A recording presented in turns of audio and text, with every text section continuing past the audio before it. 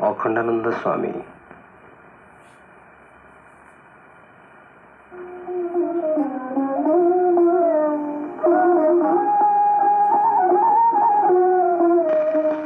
सुप्रभातम। महापुरुष माने कहिसंती कामनार विनाश नहेले दुखर विनाश हुए नाही, किंतु कामनार विनाश हेब किपरि? वैदिक मंत्र रे मुनिऋषि माने समस्तंकर सुख निरोग शुभ दृष्टि आदि कामना करिथांती। तेरे एपरि कामना कोन दुख किंबा बंधन सृष्टि करि पारे? संत भीमभि कहती, हे भगवान, मो जीवन पछे नरके पड़ी थाउ, जगत उद्धार हेउ। जगत उद्धार हेले संत कहीं नरक को जिबे? से कोन जगत भितर नाहंती? महापुरुष माने निज पई किछि जाचक करंती नाही, जहा कि दुखर कारण होई थाए। सेति पई ए प्रकार कहिथांती, वसुधैव कुटुंबकम न्याय रे मो गाँर उन्नति हेउ, मो देशर मंगल हेउ, विश्वर कल्याण हेउ इत्यादि भावना करुवा व्यक्ति व्यक्तिगत संकीर्णतार ऊर्ध्वरे रही समष्टिगत चेतना जनित दिव्य आनंद उपलब्धि करुथांती। पिलामानकर पाठ पढ़ार परीक्षा समय आसिले माटी देव मंदिर को जाई निज पिलार भल फलाफल कामना करी पूजा अर्चना करिथाए। यह भल कथा, हेले अन्य पिलामानक भविष्यत विषय रे चिंता करिथाए कि? माँ शारदा देवी परी जदि कहिपारे मो माँ सबुबले माँ आ समस्तंकर माँ, तेबे सेपरी व्यक्ति समस्तंकर सफल पई कामना करिबो ही करिबो।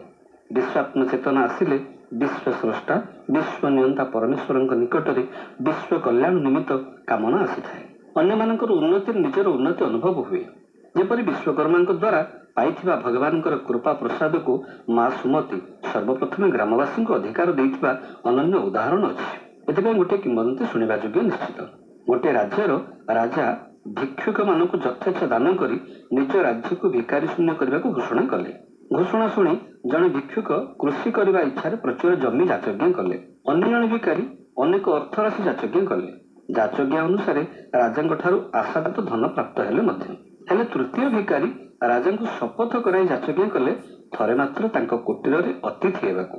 राजा आश्चर्य हेले, धन किछि मागि नेबाकू परामर्श देले, कारण राजा चाहुछंती मो राज्य रे केही भिकारी न रुहंतु। हेले धनी हेबार एटा क्यों तरीका? तृतीय भिकारी शुणिबाकू नाराज। गोटे जिद्दी राजा मो घरे पाद दे आसिबे। राजा सत्य संकल्पबद्ध, तेणु स्वीकृति देले। एणे भिकारीर पत्नी रागरे तमतम होई कहिले, राजा जाची करी देउथिले, किछि भी आनिलेनी, छुआ भोक उपास रे आउटु पाउटु, यांकर खाली राजांकर पाद चिंता।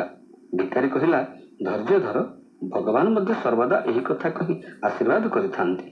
केते दिन परे राजा मने पकाई मंत्री महोदय को आदेश कले, समस्त प्रकार प्रस्तुति करा जाऊ मंत्रीवर, एबे भिकारी घर बुली आसिबा।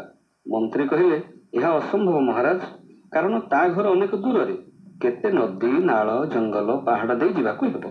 मणिमा तो एका जिबेनी, साथीरे हाथी घोड़ा सैनिक एमाने केमिति जिबे? ता छड़ा से गाँ को गले मणिमा कोन शांति रे विश्राम करि परिबे? किए कहबो गाँ रे पोखरी नाही, विद्यालय नाही, स्वास्थ्य नाही, घर नाही, किए कहबो बिजुली नाही, इत्यादि इत्यादि। राजा कहिले, मु ता घर को जीवा पई सत्य संकल्प करिछि, तेणु राज्यर सड़क योजना विधि ता ग्राम पर्यंत रास्ता पोल आदि करा जाऊ। मु जो ग्राम को जीवी सही ग्राम रे जेपरि कौनसी अभाव असुविधा जनित अभियोग न हेबो सेपरि सुव्यवस्था करा जाऊ। आ मु जहा गृह रे 2 दिन आतिथ्य नेबी सेठारे समस्त प्रकार सुव्यवस्था करा जाऊ। महाराजंकर आदेश मुताबिक सब किछि व्यवस्था सुसंपन्न होई गला। अर्थात समस्तंकर व्यक्तिगत आवास व्यवस्था हेबा सहित सामूहिक आवश्यकतार व्यवस्था मध्य होई गला, तथा भिकारीटेर गृह राजउवास परि होई गला। सुधीजन निश्चय बुझी पारिथिबे राजांक निकटरे तृतीय भिकारीटेर जाचज्ञा करिवा रहस्य। जमी तथा टंका नैथिबा जाचक माने तार उपयोग करि न जानिबारु दिन केइटारे यथापूर्वम तथा परम अवस्था होई गला।